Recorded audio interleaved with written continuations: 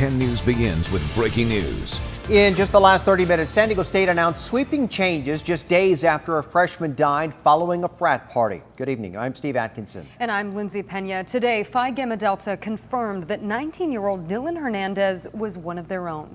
10 News reporter Mimi Alcala is joining us from campus. And Mimi, the school says it's going to form 2 task force groups as a result of this tragedy.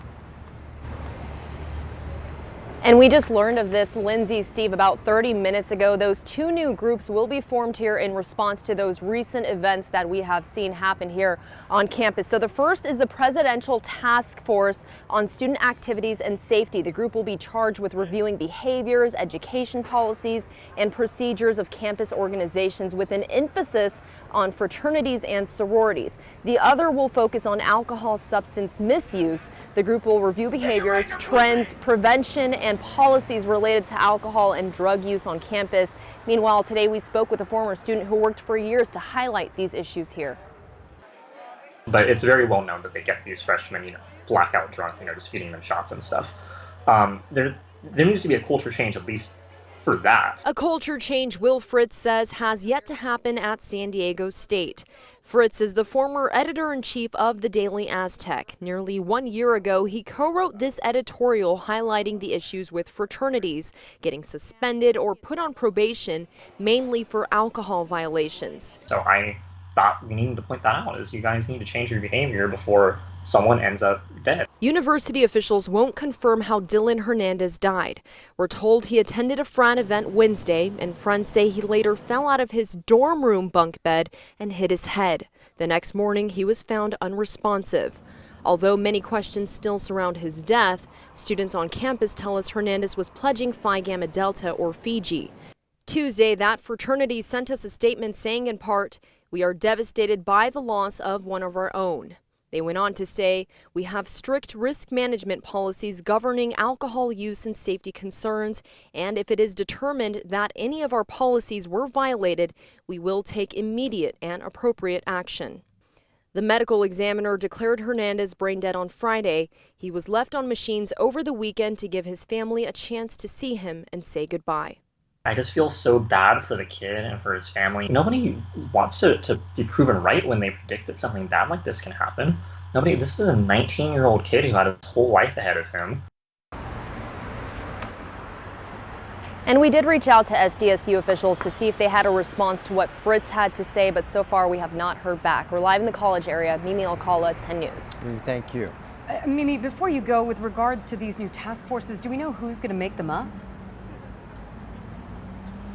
Yeah, Lindsay, Steve, they'll be made up of students, faculty, staff, administrators who will actually work with researchers and experts to try to find solutions to these problems. That group will convene through the summer of 2020, and then they'll report back with findings in July of 2020. We'll send it back to you. All right, Mimi, thank you. It's going to be another couple of hours until a massive power outage across several San Diego neighborhoods is fixed. This afternoon's outage led to canceled classes, closed businesses, and traffic backups. More than 24,000 customers in the Mid-City and college areas, they were impacted at the height of the outage. Our 10 News reporter Rachel Bianco is joining us with new information. And Rachel, we understand from SDG&E, they say a bird is to blame for the loss of power. Steve, yeah, one small bird causing big headaches for business owners in this area. The owner of this Cold Stone Creamery is hoping that this dry ice will keep his ice cream from melting. But the longer the lights are out in here, the more money he's losing. Close signs popping up all over the college area. Business is dark, doors locked, out of power and out of business for nearly all of Tuesday. Everything is out. Up into 70th Street, so about 3/4 of a mile, everything is out. Stacy Greenwich lost power at home, then came to the laundromat where she works. Everything runs on power in here. So we're losing quite a bit of business because of this. So nobody can do their laundry. Next door, the owner of Cold Stone Creamery is doing all he can to prevent everything from melting. So basically, we try to get some dry ice, try to figure out how long it's supposed to be.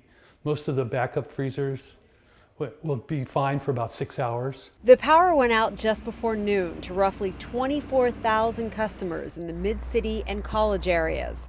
Traffic lights out at major intersection led to accidents and backups. I'm sure there's accidents. It took me at least 20 minutes to get here, and it takes 8 minutes to walk. More than a dozen buildings on the campus of San Diego State lost power. Eventually, the school canceled all classes. All the lights were off in the hallway, and we all just kind of piled into the dark classroom and resumed having class in the dark for like 15 minutes. SDG&E says a bird flew into equipment that feeds one of its substations. Crews spent the afternoon working on repairs. For it to be out that long, if a bird hit a transformer, they should have the resources to fix it in a timely manner. It's amazing how something that little can just throw everything off. The lights are coming back on to some buildings in this area, but SDG&E estimates that power should be back on to everyone by 8:30. Also, we have just learned the SDSU women's basketball game and the Aztec volleyball match that were scheduled for this evening have been moved off campus. Reporting live in the college area, Rachel Bianco, 10 News. Rachel, thank you. We will send out an alert when power is fully restored to the affected areas. To download our free app, just go to the App Store and search 10 News. After a series of fires near homeless encampments in the Otay Mesa River Valley, Chula Vista police have begun the process of clearing it out. Today, they issued move-out notices to people living in the area. 10 News reporter Matt Boone spoke to nearby businesses who say the problem has gotten out of control. Yeah, well, there are several factors that make this a pretty difficult place to patrol. First of all, as you can see, the brush here is very thick. Also, this straddles two different police jurisdictions, but now authorities are taking action. The Chula Vista Police Homeless Outreach Team was on scene this morning. Their goal today is to notify anyone living in the area that they have 48 hours to leave before they will begin clearing out the brush. The Otay Mesa River Valley has been the site of several fires recently, including one this morning. Police arrested a man, but it was for an unrelated warrant, not for starting the fire. It was adjacent to another fire a few weeks ago that broke out during a red flag warning. The flames no longer surprising to people who work nearby. I'll call the fire trucks, to come over and pick, check it out, but I won't think anything of it. Guillermo Briseño owns Pacific Star Auto. He says issues with homeless have intensified over the last year, forcing him to call police often. They got at least 50 phone calls. I mean, it's gotten worse and worse. The river sits on the edge of San Diego in Chula Vista, which Briseño says is exploited by the homeless. If the cops come around here, they just walk over to the San Diego area. As for clearing the brush, Briseño thinks it's a good idea, but is skeptical it will solve the problem. They could, but there's got to be a coalition between Chula Vista and San Diego police. They have to work in symbiosis. Back in September, Chula Vista police said they did do a joint operation with San Diego police, making several arrests, but the problems have persisted. The homeless are just more aggressive. They know their rights. They know cops won't arrest them. In Chula Vista, Matt Boone, 10 News. Chula Vista police didn't say exactly when they will start clearing brush, but said it will be sometime later this week. CHP is trying to figure out why a woman jumped out of a moving car this afternoon on the 78 in San Marcos. Our 10 News crew was there as a tow driver got ready to haul the car away. It's not clear how fast the car was going at the time. When officers arrived, they found the woman bloody and dazed. She was taken to the hospital. There's no word yet on her condition. 2 other people were in the car. They are being questioned. A jury will soon decide the fate of an accused killer in what was once one of San Diego's most notorious cold cases. 10 News was at the scene back in 1989 after 79-year-old Grace Hayden was raped and killed in her Normal Heights home. Decades later, a single fingerprint left behind led investigators to this man, Kevin Ford.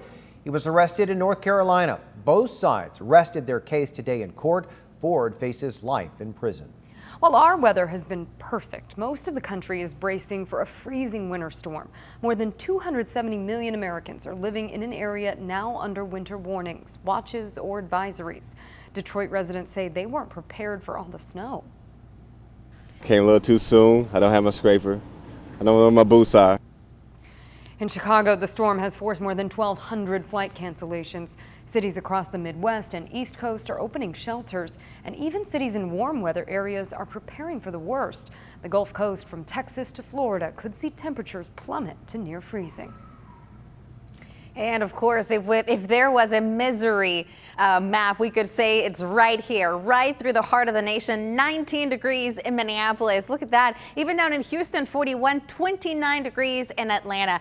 It feels like winter, but there's still more than a month before winter officially begins. And because it's so cold, that air traveling over the warm Great Lakes is spreading snow and making it like winter wonderland across Cleveland, also upstate New York and northern Michigan. Here at home, high pressure in place. We had a weak Santa Ana flow is pretty much over, but for tonight, the concern is going to be visibility-wise is dropping as fog begins to redevelop. Also, much cooler for the rest of the week. We'll break it all down in your 7-day forecast. We will take the fog over that cold any day. Angelica, thank you. 5 people injured during a mass shooting at the Gilroy Garlic Festival. They are now suing the event organizers. The gunman snuck in by going through a creek, then cutting through the fence.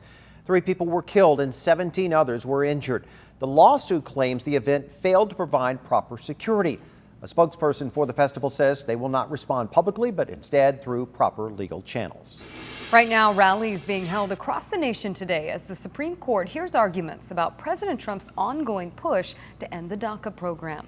The federal program has allowed nearly 800,000 Dreamers to avoid deportation and remain in the U.S. As ABC's Ines de la Cuetara explains, it appears the justices are leaning in favor of President Trump. Protests outside the Supreme Court as news emerged that the High Court's conservative majority appeared to side with President Trump and his right to end the Deferred Action for Childhood Arrivals program known as DACA. What I'm feeling, confusion. We don't know what's next. The future of more than 700,000 young immigrants hanging in the balance. DACA was enacted by President Obama to protect so-called Dreamers, immigrants who were brought to the U.S. as children but lack permanent legal status. DACA allows them to register with the government, receive a temporary waiver from deportation, and a work permit. The only place I have ever known as home is Omaha, Nebraska. Trump's promise to crack down on illegal immigration was a key part of his 2016 campaign.